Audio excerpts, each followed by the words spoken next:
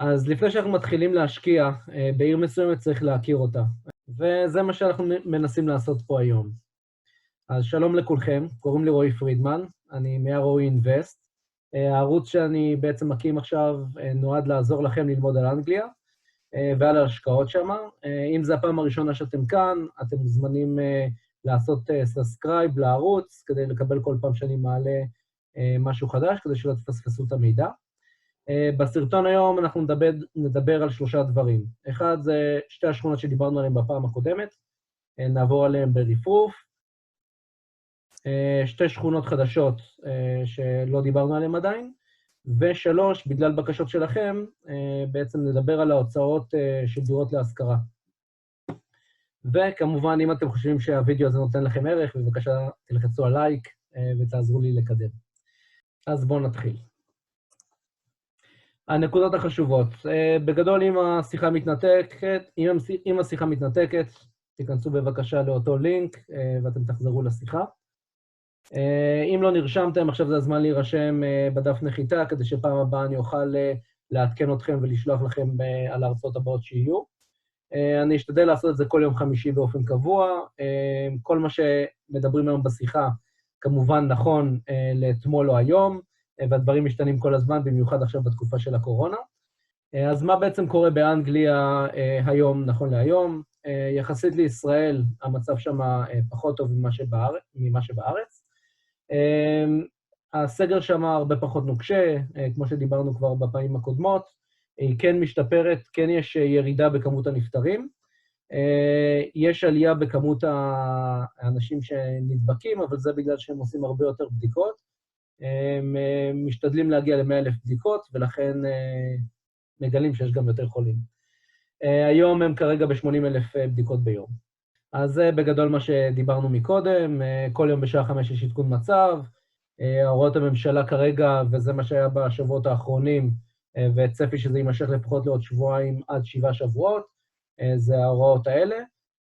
הרבה יותר חופשים מאשר בארץ, אנשים שלא עובדים בעבודה חיונית גם כן יכולים לצאת לעבודה.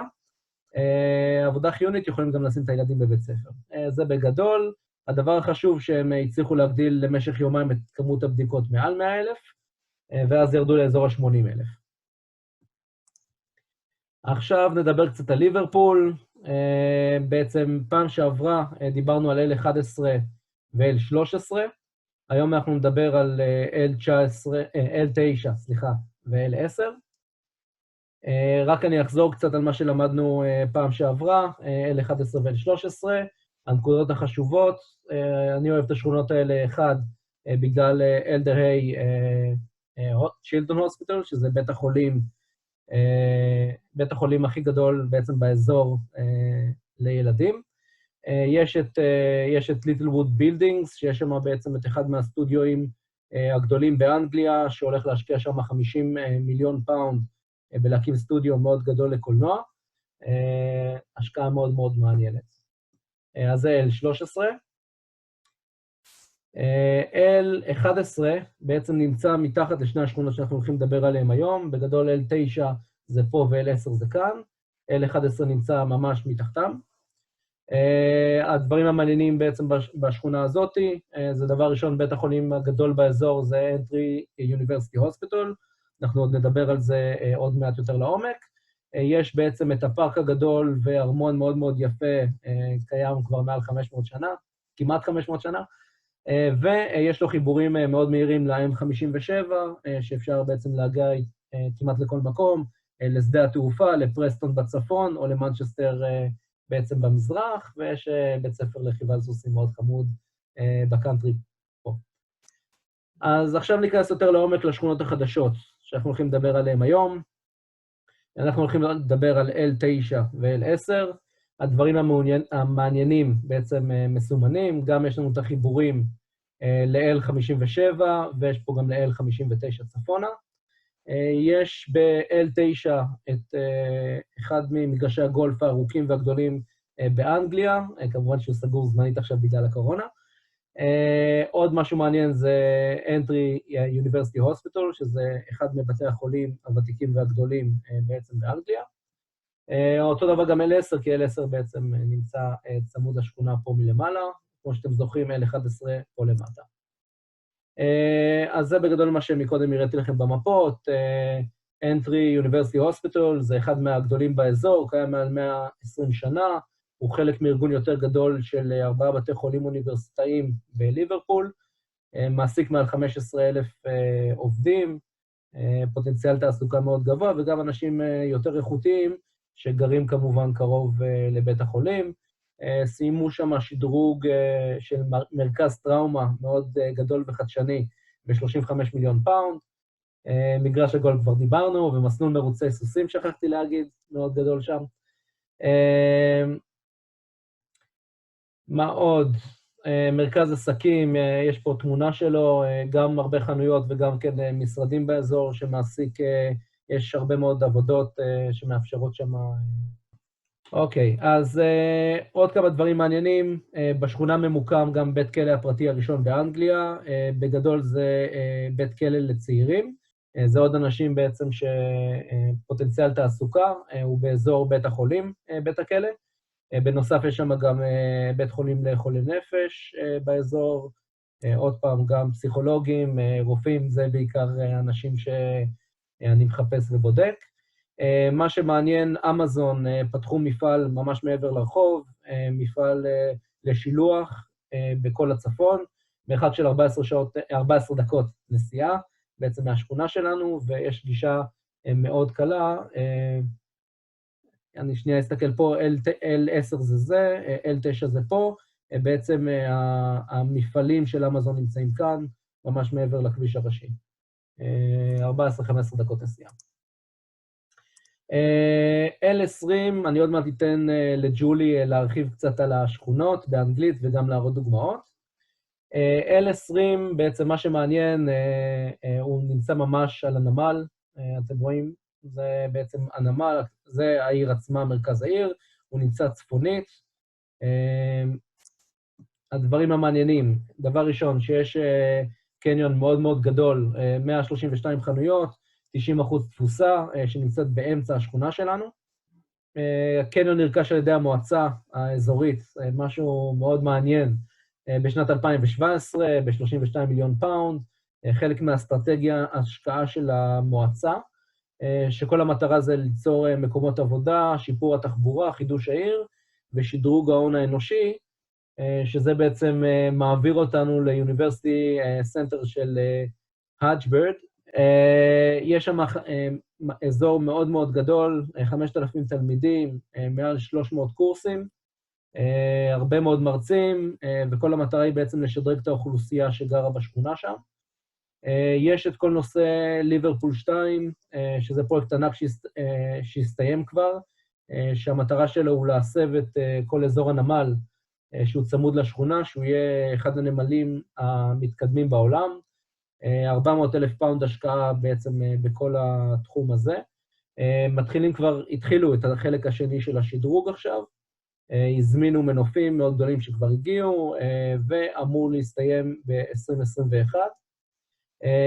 עוד משהו מעניין, אתם רואים פה את הספינה הגדולה ACL, ספינת מכולות, זה בליברפול, חתמה בדיוק לפני בערך חודש, חתמה חוזה ל-15 שנים הבאות, כל נושא היבוא לצפון אמריקה, סקוטלנד ואירלנד, בעצם עובר דרך האזור הזה.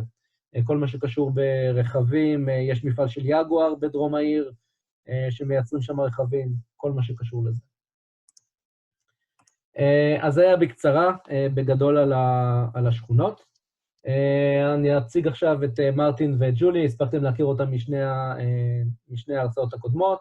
הם עובדים בשוק הנדל"ן משנת 99, מאתרים דירות ועוזרים לליווי, הם מנהלים גם דירות בפועל, בגלל זה מאוד מעניין אותי השיתוף פעולה איתם, הם נותנים לי הרבה מאוד ערך גם ללמוד את השכונות, וגם מידע כמו שעוד מעט מרטין ישתף, ושלח לי לפני זה דוגמה של 5 דירות וההוצאות עליהן, כדי שנוכל לראות מה ההוצאות הנפוצות בדירות. ג'ולי תדבר על השכונה ועסקאות לדוגמה ב-L9 ו-L10, ואחרי זה מרטין. אז קצת על ג'ולי, בעצם יש לה ניסיון די רחב, 22 שנה שהיא גרה בליברפול ומתעסקת בניהול דירות, הרבה מאוד שנים, בהרבה מאוד תמונות שונות. וכמו שהיא אומרת, תגידו לה שם של רחוב, ישר תגיד לכם אם כדאי להשקיע או לא. ועכשיו אני אתן לג'ולי את הבמה. אז, hi Julie, just unmute you. Hi Hi, Julie, everyone. how are you? Hi Rowie.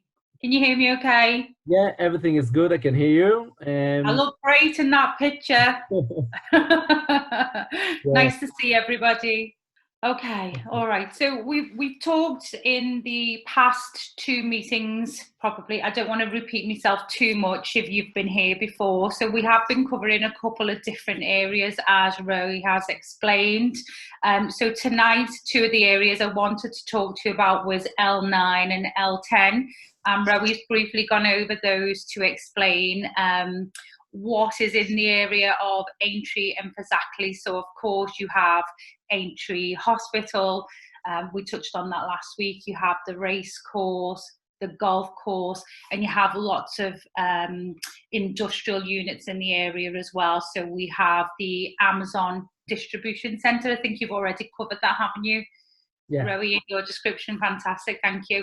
There's QVC, so there's lots of huge businesses, so there's a lot of work in the Aintree and Fazakerley area.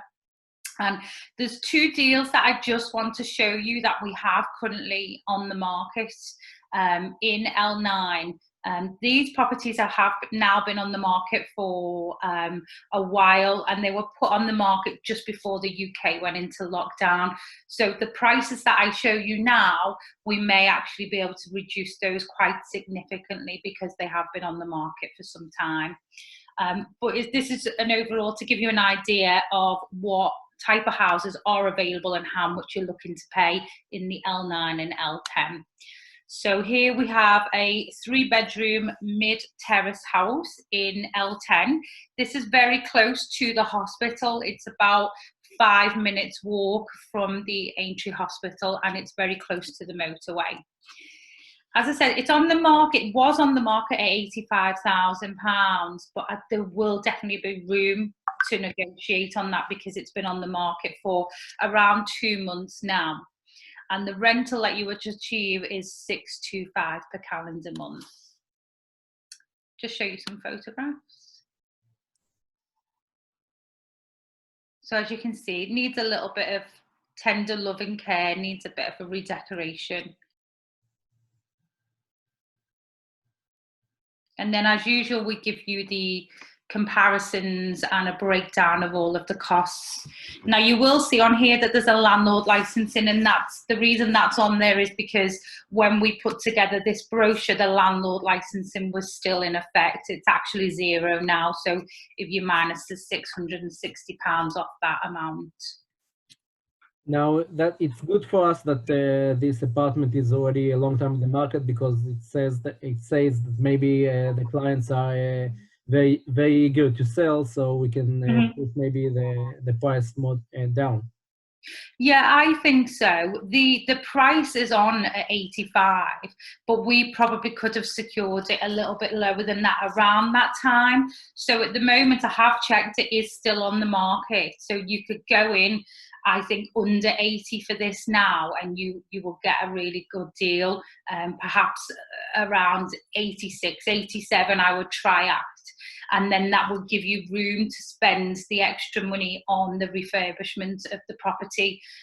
It's a very good rental area. As I said, you are very close to lots of businesses, and it's a family area here as well. I think I went to look at this actually with Martin, and we met a family in the street. Do you remember, Martin? We had there was a little boy with a football and things. So you can, there's lots of lovely families in the area there. So as soon as you put a board up in this property, it will let really quickly. So it's a shame that it's been sat vacant for so long because it's a good home.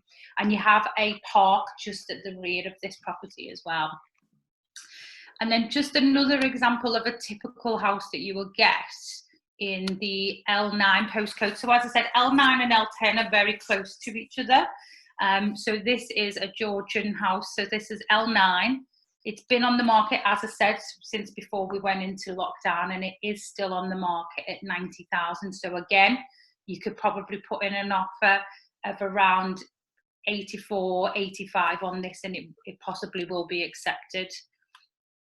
So let's just see. And the rental, you're going to get a little bit higher on this, so 625. So the yield's going to be much higher if you get the price drop down. So this needs some work doing on it. It needs carpets, flooring.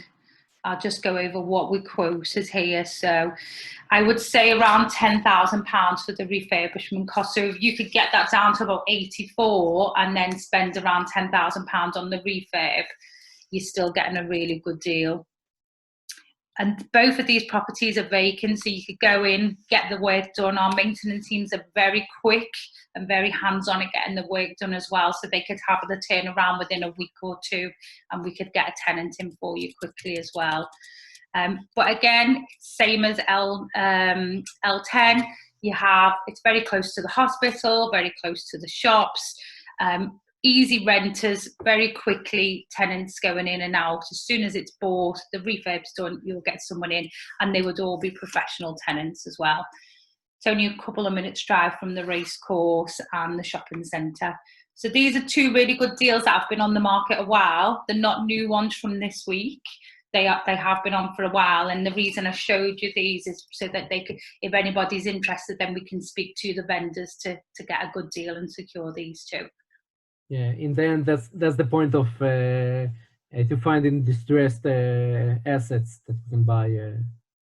Yeah, it's okay to get a distressed property, but you have to be careful that you're going to get that property at the right price, because things can happen when you buy it. You don't want to then be spending £30,000-40,000 on a refurbishment of an £80,000 property. You want to try and get that balance right, so that when you do rent it out, you are going to get a good return for your rental and a good paying tenant. So try and get something at a decent price, and keep the refurb costs down as much as possible. Because the refurbishment doesn't have to be ultra modern. It doesn't have to be like a luxury apartment. It just needs to be nice enough standard for a buy-to-let, which is plain, simple walls, new kitchen, new carpets, clean and tidy. Yeah, so L20, what I'll do is I'll just talk about the area for you. So this is Aintree. So as I said last week, Liverpool's not that big of a city, so everything's within close proximity. So you can get to the city within 30 minutes drive. It does get busy during Monday to Friday, normal rush hour. A lot of people want to drive, and they haven't brought in any congestion in the city now. So people tend to commute by cars, buses and trains. So Bootle, as you can see here on the map, is very close to the Docklands. And you have, I think you covered before on the new investment that we're having at Dock 2 at the Peel Port.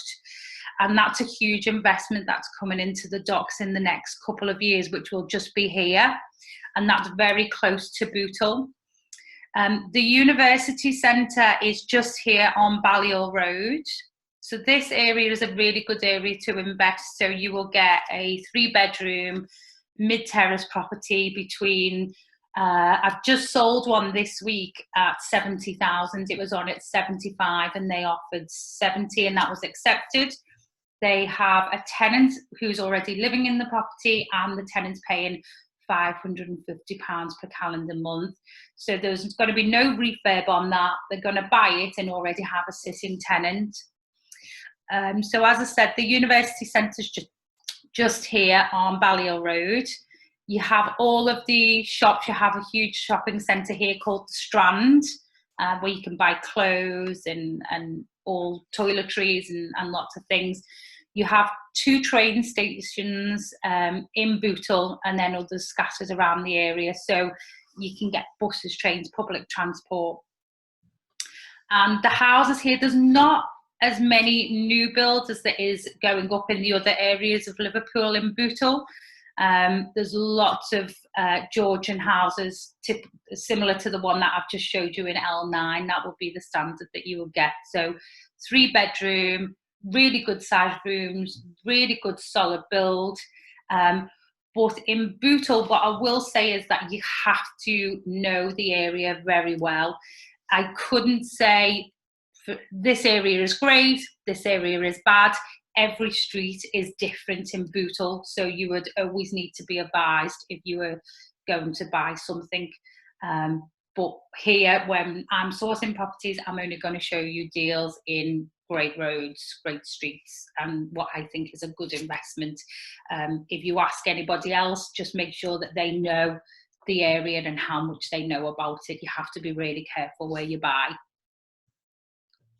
Excellent. Thank you very much, Julie. So I'll continue now with the costs. So I'll steal your screen. Just one second. Okay. We're back to my screen. So now, first of all, I'll unmute both Martin and Helen. Yeah. Okay. So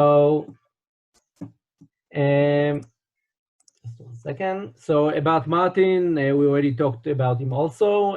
He is the managing director of Greenco. I met Martin. A lot of people ask me why I'm showing Greenco here. So basically, it takes me a lot of time to trust somebody. בדרך כלל לוקח לי הרבה מאוד זמן עד שאני סומך על מישהו, ואני בודק אותם לעומק. אני בודק את מרטין ואת גרינקו כבר בערך שנה. נפגשתי גם עם משקיעים שהשקיעו דרכם, שמעתי הרבה המלצות, מכיר חבר'ה שהשקיעו במרוצים, ובגלל זה, והם הסכימו לשתף איתי פעולה ובעצם לתת לנו הרבה מאוד מידע לקבוצה פה בישראל על השכונות השונות. בגלל זה אני מביא אותם פה עכשיו. בהמשך אני אביא גם כן, אני אביא אנשי מקצוע שונים מכל התחומים, בין אם זה עורכי דין, בין אם זה יזמים אחרים, בין אם זה אנשים שמתעסקים ב-Airbnb, וננסה ללמוד כמה שיותר. Martin, can you hear us? Yes, I can hear you indeed. Yeah. Thanks for comments. Hello, everyone. Hi, Roy. Thank you for the nice introduction. Nice to see I'm trustworthy. Yeah, you understand a little bit of Hebrew, yeah, but my mother's from I'll try to speak slowly, yeah. My mother's from Nefuzot, so I understand a bit. Can pick it up. Can't speak so well, but understand it. And read it. Yes, thank you for the introduction. Yeah, I just want to say that I had a lot of questions from the Israelis about how much would it cost to do different stuff in the house. That's why I asked Martin if he can send me just 5 apartments, just to pick out of all he has, with all the expenses in the last year. I organized everything here. You can see up on the top, we have like the normal thing we have, solicitors, שמאים, רישיון לגז, EPC, שזה אישור בעצם כמה הנכס בעצם הוצאות אנרגיה, רישיון חשמל, מה דמי ניהול הממוצעים שאני בדרך כלל נתקל בהם, והמלצה, כמובן, כל מי שיש לו ניסיון קצת בניהול דירות ובהחזקה של דירות, תמיד יש הפתעות מתישהו, שווה להחזיק איזה 10% או חודש של שכירות בשנה בשביל כל מיני הפתעות בבית. עכשיו, איזה הפתעות? מתוך כל המסמכים שמרטין שלח לי, זה מה שאני שלפתי. בעצם אני אתן למרטין לדבר ולהסביר, אבל בגדול יש פה רק כוכבית אחת, רישיון לבעלי דירות באנגליה, זה תלוי באיזה שכונה. יש, בגדול ביטלו את זה בליברפול, אבל יש בעצם כל מיני מחוזות כאלה בתוך ליברפול, שזה עדיין לא בוטל, ולכן יש פה כוכבית. צריך לבדוק בדיוק איפה הדירה נמצאת. למשל, ב-L20 זה לא בוטל עדיין. Yes, thank you, Roy. So yeah, like Roy said, I'm Martin Conway from Greenco. So just give you a bit of background on the company if you haven't heard. So we offer end-to-end property solutions for foreign investors like yourself who are looking to buy in the UK. So we have a team for investments with Julie in Liverpool. We have a team for refurbishments, lettings, management, accounts, everything that you would need as a foreign investor, you can get under one roof by us in the UK. So, like you said, a lot of people were asking questions about what the costs are. So it's very hard to say what a cost is going to be on a property But my advice to you on this is, if you buy well, when I say that, I mean, when you buy a property, don't try and take off costs that could potentially be there. When you buy a property for, let's say, £80,000, we go to the property, we get a surveyor's report on the property, and once that's done, our maintenance manager goes out, quotes everything that's going to need to be done in the property. Some landlords say to us, what can you take off on here? What can you make cheaper? I would say, when you're looking to buy a property, know what your cost is, know what money you have to buy the property. Don't look at trying to save little costs here and there. When you rent a property out, you want to be renting it out, doing all the works that are required to be renting it for 5–10 years with as minimal possible works as possible. So that means when you've done the works, you shouldn't have any extra costs coming up. You could look to push off some of the costs, but then you've got to accept that costs may come up. So my recommendation is always to look at everything from the start and know what the costs are and keep those in mind, as opposed to being upset later because costs come up. We try and be very conservative with our pricing of our rent and our works, and always putting any extras that maybe need to come up at a later point. So I'm just going to take you through some of the costs that need to be done. UK is a country where they're very strict on regulations.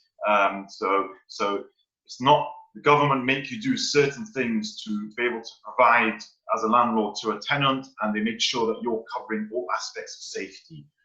So some of the things you have to do every year is like a gas safety. So in UK, everything is gas. A lot of the apartments in Israel are electric. So you have a combi boiler, and a gas certificate needs to be done every single year. That's where the arrow is on the screen. So that's a cost of £60 plus VAT. You have like electric certificate, which needs to be done every year, which is new regulations come out. All these regulations come out in the UK just to help protect tenants and housing in the UK from fires. So electric certificates has got to be done. Well, if it's a new electric, it normally lasts 5 years, but sometimes you need an electric certificate every year. EPC is something like an EPC is done every 10 years. And then you can see here at the bottom of the page is we've taken off like recent costs of properties, what things needs to be done in properties that we are managing. Now I'm going to take you now and show you on my screen a sample of a statement of property that we manage currently that we'll be managing for about a year, and I'm going to show you what kinds of money came in and what kind of expenses went out on these properties. I've got 5 examples for you, which I'm going to pull up on my screen. Okay, so this is a standard statement of about, if you look on the top date over here, 1st of May to the 30th of April.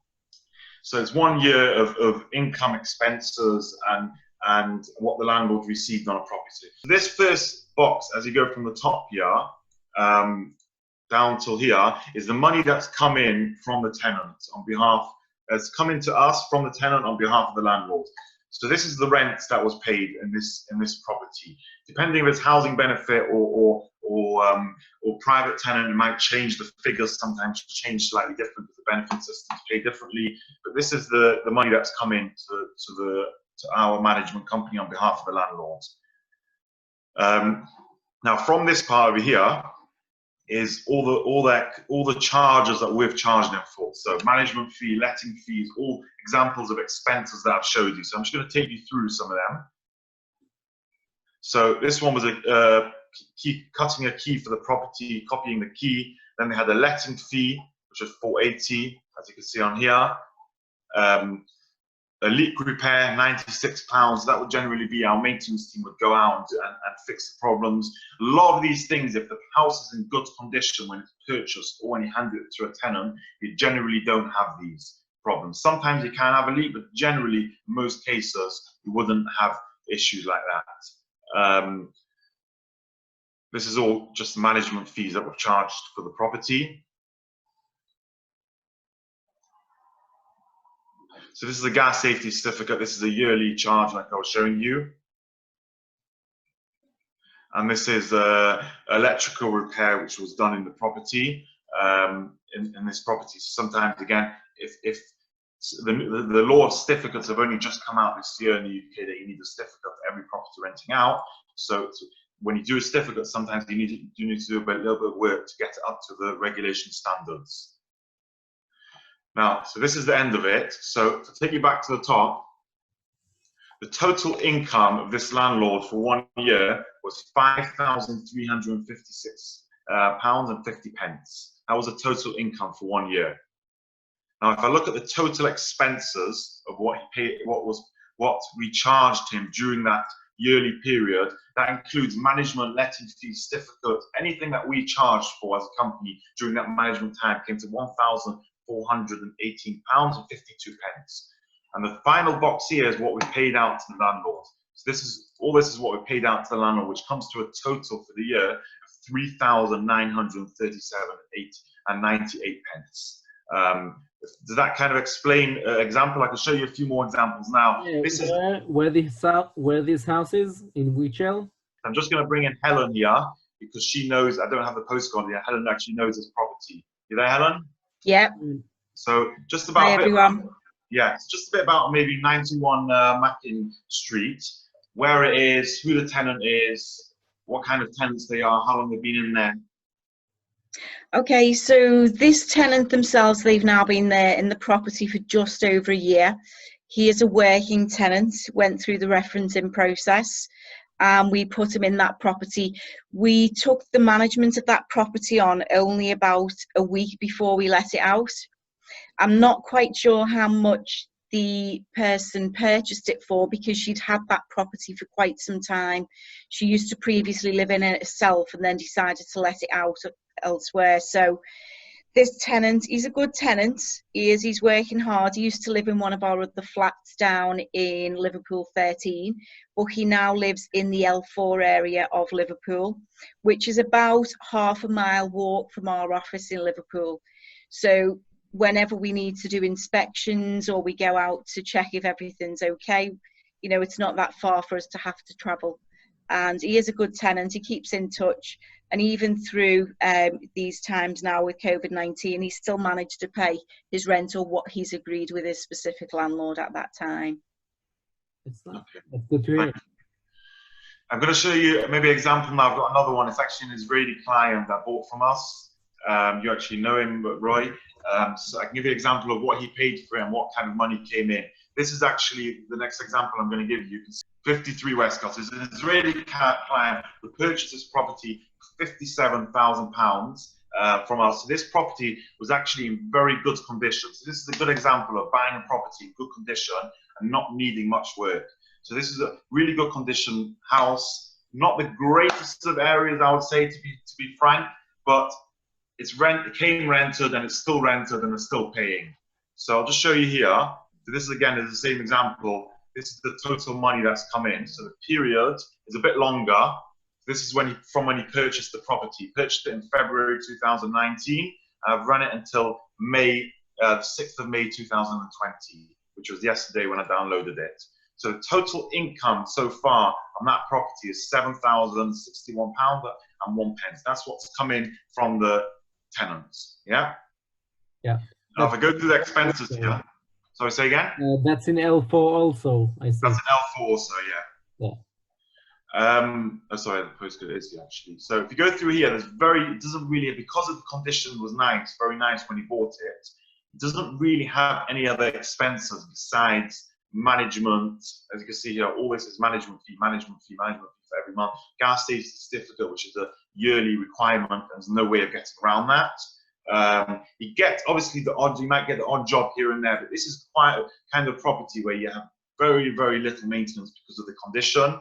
Not every property is going to be like this. I always find you have some properties with good luck and bad luck. I'm going to show you property actually today that's maybe spent a bit more than we wanted, so you can get a bit of example of it. Yeah, that you just said a very important sentence. Some properties just has bad luck. You can never know. Sometimes you can buy just the next house and have no problem at all, but then we help the people through that, and we help them through the stages of maybe selling it if it's the wrong property or if it's got too many issues. Different ways we can help them do that and support them through that if they do end up. What I tell people when I'm in a room full of people, 50 people, I tell them one person in the room is probably going to have a problem with that property. And we are there to help them get through it. There is some risk in it, and that's what I like to advise people. But obviously, we want trying to make it minimal, and we try and resolve it the best way possible. If it means selling it and then find for the same price you bought it and finding something else, then that's the answer. But there's a lot of different options they can look at. So going back to this, so like I said to you, his income was £7,061, and the expenses were £1,099. This is quite low of expenses. So total income that he received is £5,961.68. So this is a good example of someone that's done quite well. Bought it. More than 10% revenue. Yes. Yeah. Yes. Correct. Now I'm going to show you an example, maybe a bit more something. I was trying to look for examples and maybe someone was spent more than expected, and was, I would say that more money was spent. I'm not saying they didn't buy it. They might have bought it based on knowing that. The next one I'm going to show you again is not someone who sold someone that gave us the management. They might have known at the time that it needed the money, but I'm just showing you based on the examples of what some properties might need during the time of ownership. The total income, this one's for the period of May to April. The total income, this is a property in South Liverpool. It's actually quite a nice, desirable area, this property. So the total income was £8,158. You might say why? Because it's a good area and rents are high. So as you can see on here, the tenants paid in different amounts, but the monthly rent is quite high. I think, if I'm not mistaken, the monthly rent was about 800 on this one. This is the reason why they come in different amounts, because that's how the tenants pay sometimes. If they pay part housing benefit, part rent. So you can see here, this guy had a lot of issues. He actually knew he had issues. This guy gave us the management of this property, and he was constantly had roof problems, he had problems in the house, and he was aware of that. As you can see on here, we are negotiable with management as well. It's higher rent, so we can afford to put the management fee lower because the same amount of money comes in from higher rents. So he's got roof repairs on this property, all different kind of issues have come up with the property during this time. Toilet repair, WC is toilet repair, midterm inspection. That's another one. When we do properties, we generally do midterm inspections on property and send it to the landlord. It's not something you have to do. Some landlords tell us they don't want us to do it for them, so we don't do it. If we do it, there's a charge, and we send them a full detailed report of it. Kind of something for foreign clients that don't regularly see the property. So if I just go up to the top again, so that, like I said, the income was 8158 and the expenses were 2366. So you're left with 5819. So again, that's something that maybe spent a little bit. The money was spent more than you'd get, a bit less than maybe you'd expect if you weren't planning on spending the money. But obviously, some properties you have to be aware of that cost. Okay. Excellent.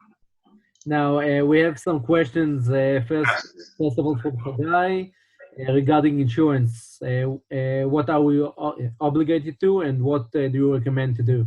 Right. So let me just turn this off. So, sorry, you mean building insurance? Yeah, sorry, I haven't seen the questions. Yeah. So, building insurance is another cost. That's a yearly cost. So, building insurance covers you for something like a fire in the property, or break-in when it's vacant, tenants causing major damages. So, let's say you had a tenant. I'm not talking about damaging walls. I'm talking about really breaking walls, stealing the kitchen or something. Which, please God, they never have a tenant like that. If you did have a tenant like that, that's what building insurance is for. The cost of it is about I would say between £200 and £300 a year. It's a yearly cost. And that covers you for obviously putting back the property to the state it was, plus paying the rent for the period while it's being built up again. So the worst case scenario is a big fire in the property and the whole house needs to go back to the brick, or even worse, coming down, be rebuilt again. They would pay for that thing. I highly recommend building insurance on every single property. For £200 to £300 a year, it's absolutely worth it.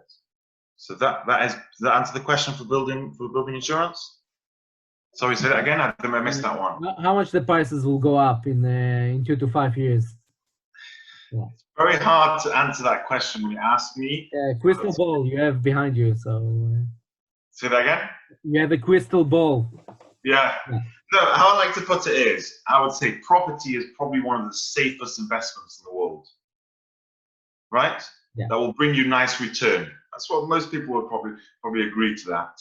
So buying property, even if you did have a dip in property, if you bought right and you bought with a nice return, you bought property with an 8 or 9% return, even if the property market did go down, all you would need to wait is another 5, 7, 10 years for the property to go back where it was and more than it was to be able to achieve that.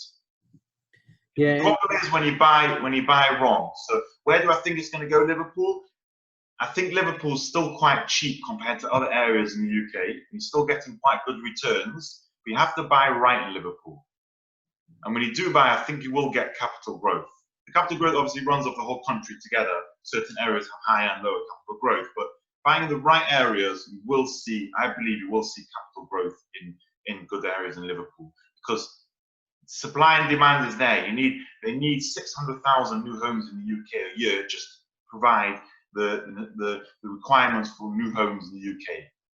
So prices, and they're not building that. So prices are always going up for properties. It's the nature of the business. The prices go up. It might have dips, but will go back up. Yeah, and I will say to us, there are a lot of research companies like JLL, Knight and Frank, Savills, they're doing a lot of research about what they think will be the prices in Liverpool in the future, and they all saying it will be around 20% in 5 years. It will go up, but it depends. You know, some of the suburbs probably won't have a lot of won't go up a lot, and some of them will go up more. We just seen. I can show you. Just answer one more question on there. Sorry, someone asked, why did the management fee go up from 10% to 11%? So we generally charge, if someone comes to us, approaches us, we charge generally 12% management fee plus VAT. When people come through, yourself as a trade, you bring people to us, and we will charge them a better rate because we try and look after the whole package for them. So we charge them better rates when it comes from people like you. That's why some people, we do have increases here and there, but again, we try and keep them very lower when they come on a group from like yourself. That was someone asked a question. Yeah. Now, thank you for holding them. Just 1 second. I'll put my second screen. That's from last. You can see it. That's from last week session. That's basically I took it from Rightmove. Yeah. The home prices for terraces in the last year in Liverpool, and you can see that there was, it's an average. It cost 8% more than in the beginning of the year, basically. Yeah. Can I just add in a bit, maybe about from a local person? Yeah. Julie can add in as well. So once the pandemic started, it went quiet for a month. Over the last, I would say, 2 to 3 weeks, everything, week by week, everything is picking up.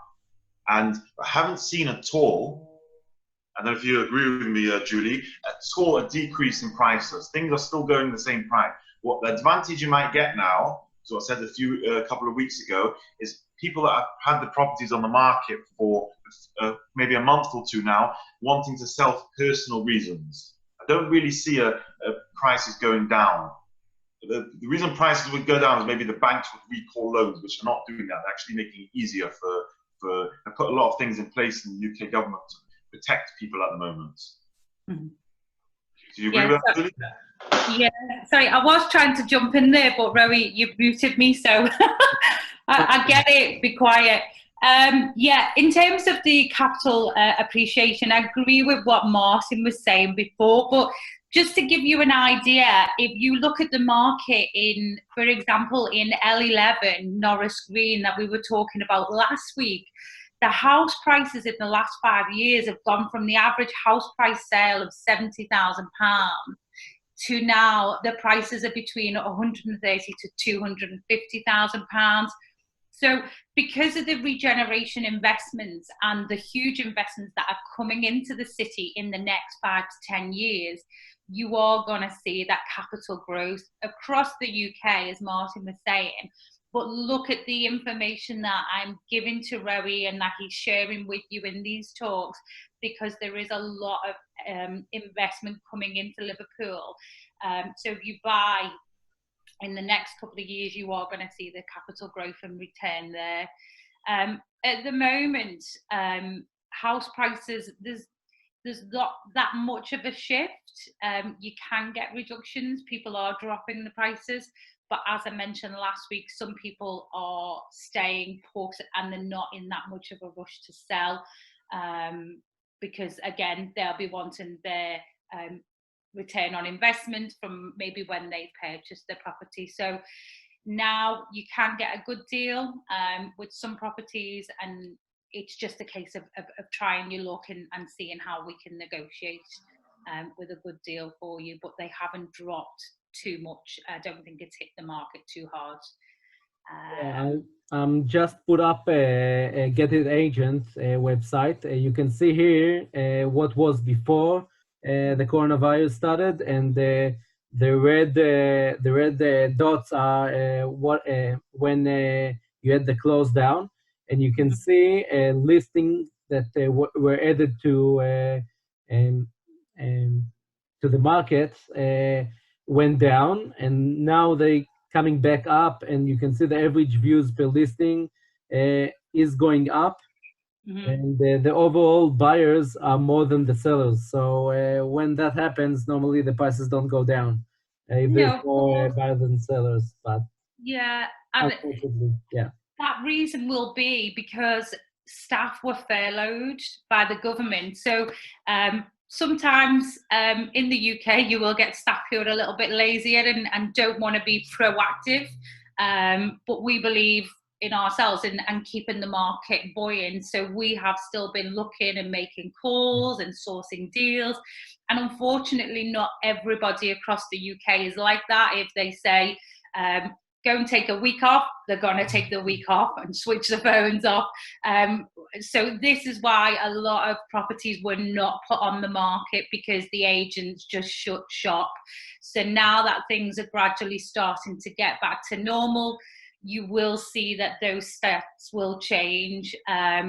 Next week, I have lots of properties booked in to go and have a look at, take videos.